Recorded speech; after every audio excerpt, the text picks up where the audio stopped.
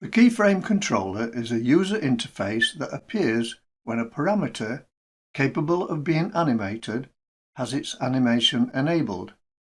By default, a keyframe is generated at the start of the controller timeline. When the parameter value is changed after a time period, a keyframe is generated which contains the parameter value at that time. The line between the keyframes gives a visual indication of the parameter's change in value over that time period. If that description of the basics of the keyframe controller sounds complex, stick with me and you should have a better understanding. I'm using Vegas Pro 23, but the description and procedure will be the same for most of the previous versions. This series is for the Vegas Pro novice, not the expert.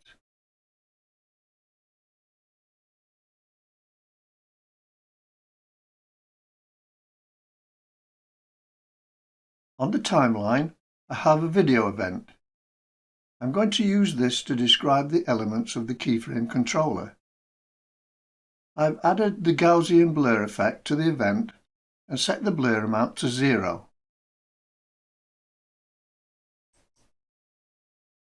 As I mentioned in the introduction, to launch the controller's UI, I need to enable animation for one or more of the effect's parameters. As there's only two basic parameters, we'll ignore the channels option. I'll enable animation for these two. To do this, I click the animation icon at the side of both parameters.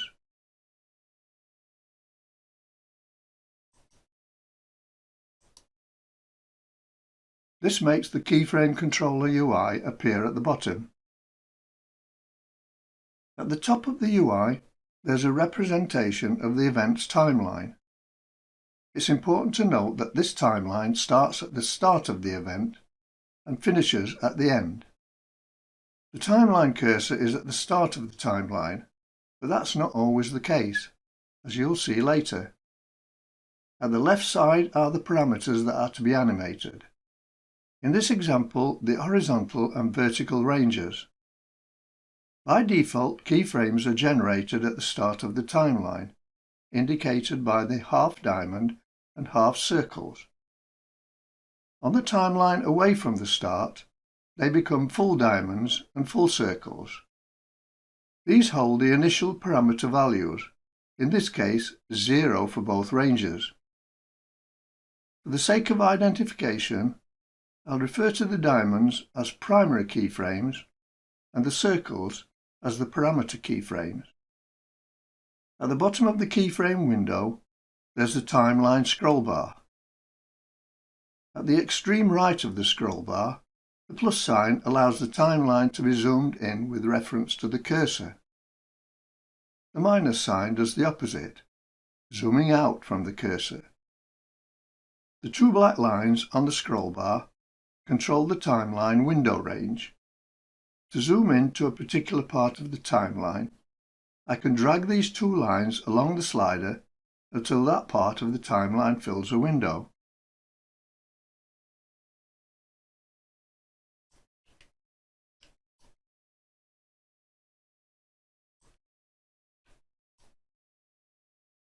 Now, by clicking on the arrows, I can move that window around so that I can view different parts of the timeline.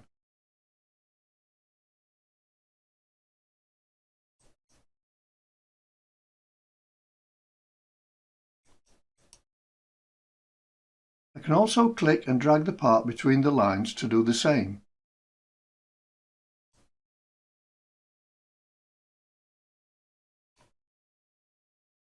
Another way of doing this is to simply click outside the lines, but this is a crude adjustment.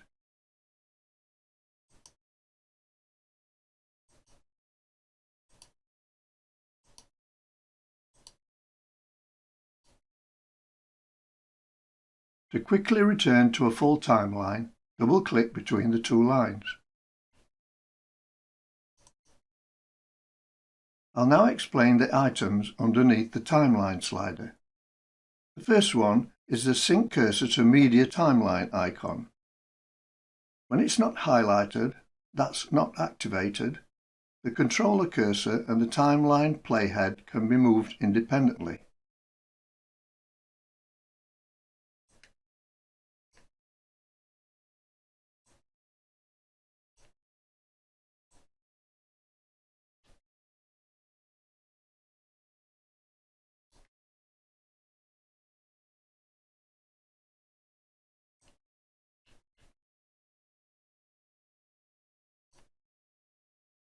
When it's activated, both playhead and cursor move in unison.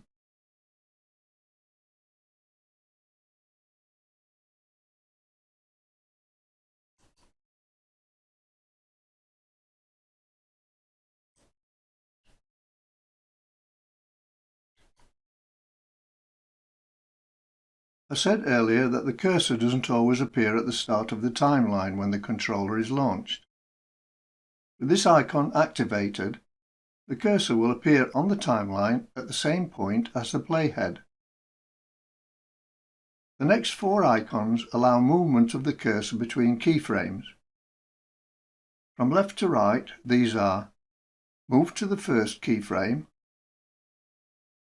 move to the previous keyframe, move to the next keyframe, and move to the last keyframe.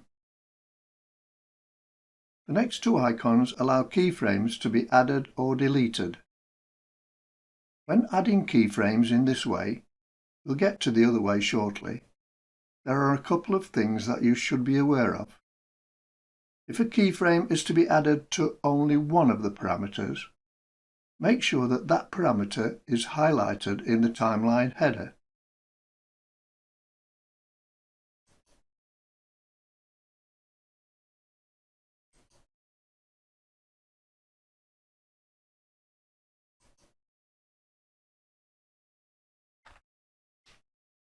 If keyframes are to be added for all the parameters, highlight the main header, in this case the one labelled Gaussian blur.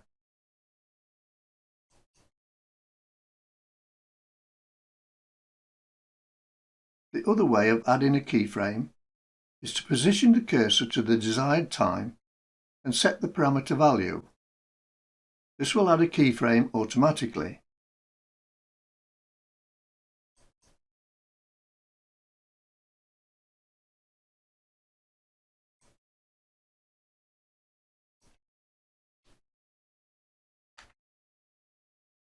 When using the Delete keyframe icon, the relevant keyframe must be selected for the delete action to work.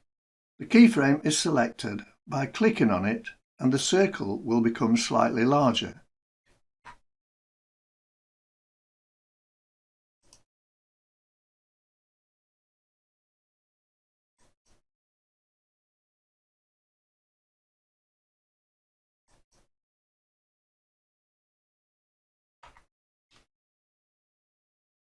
If you highlight the diamond-shaped primary keyframe and click Delete, all keyframes will be deleted, so be careful.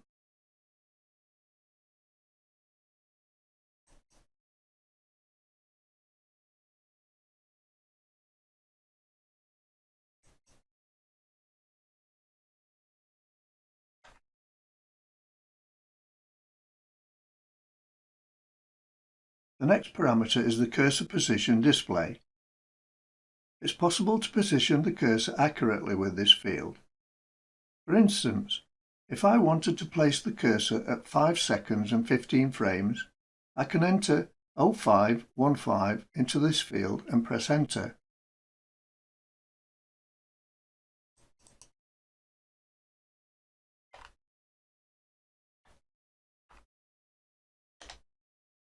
Note that when entering single numerals, you must prefix them with a 0.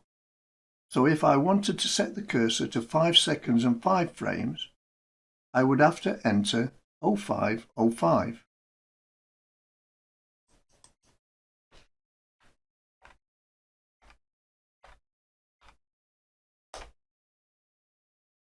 The next two options, lanes and curves, are toggled buttons. By default, lanes is selected, which is the current mode. The curves option I'll leave for another tutorial. On the right side of the controller is a scroll bar. This only comes into use if there are a lot of parameters to animate.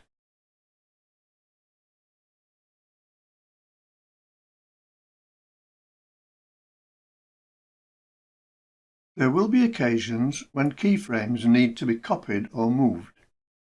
There are several ways of achieving this, and I'll be detailing these in this section. To move a keyframe, select it and drag it to the required position. You'll notice that as you drag the keyframe, a label indicates its current position. Because this keyframe has been moved from the other keyframe, a primary keyframe has been created. Here's another, more accurate way of moving a keyframe to a particular time. First, set the cursor to the desired time using the cursor time input field.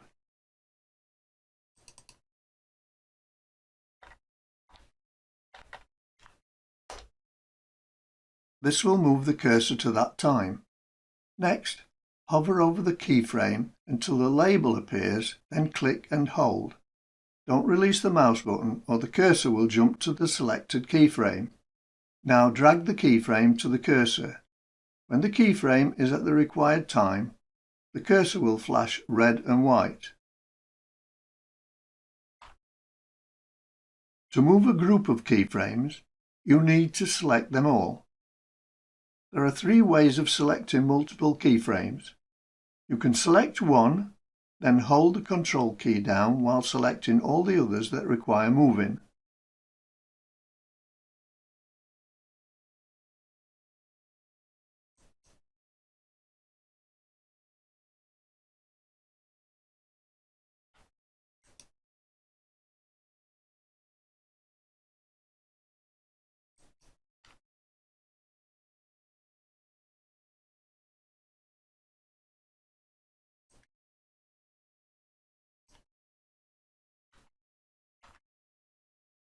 This can be a little tricky. If you miss one of them, they all get deselected. This is especially a problem if you have a shaky hand, as I have. If you make sure that a position label appears as you hover over the keyframe to be selected, it will be selected when clicked. Alternatively, if all the keyframes that require moving have no other keyframes that don't require moving between them, you can select the first in the group, then hold the Shift key down while selecting the last in the group.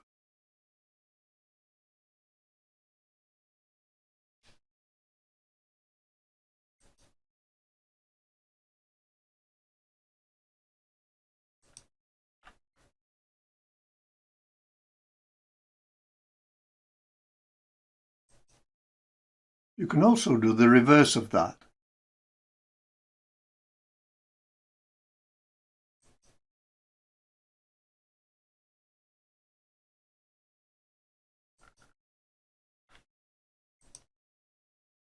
The final way of selection. Say I want to select some of the vertical keyframes. I need to place my mouse cursor on the vertical keyframe section to the left of the first keyframe to be moved. Then click and drag until I get past the last keyframe to be moved.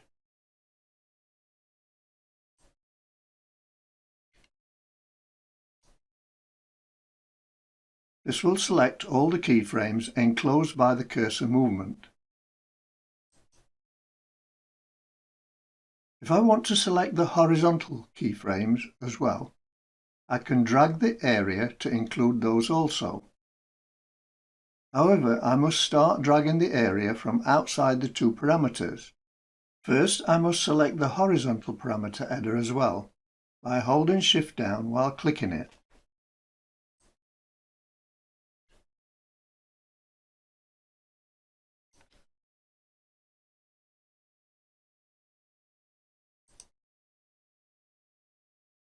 To copy keyframes, select the ones to be copied and use the key press sequence Ctrl-C.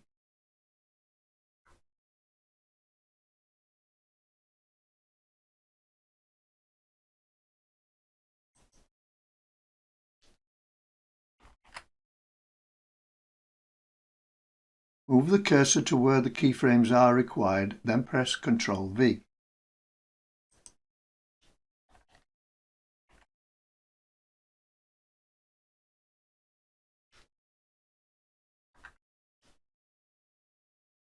They can also be copied by using the right-click context menu on one of the selected keyframes and selecting Copy.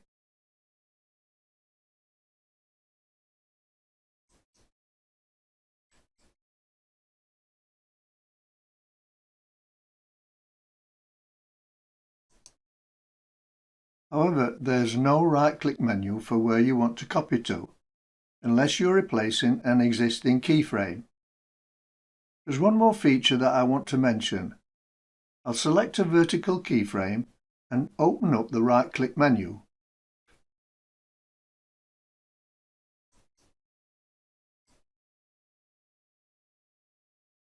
You'll notice an option labelled Set To. If you click on this option, a control appears.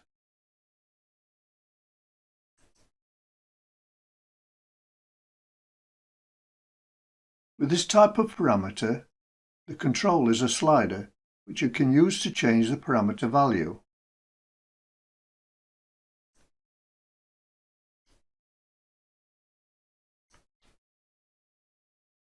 Like most sliders, holding the control key down while adjusting allows for finer adjustment.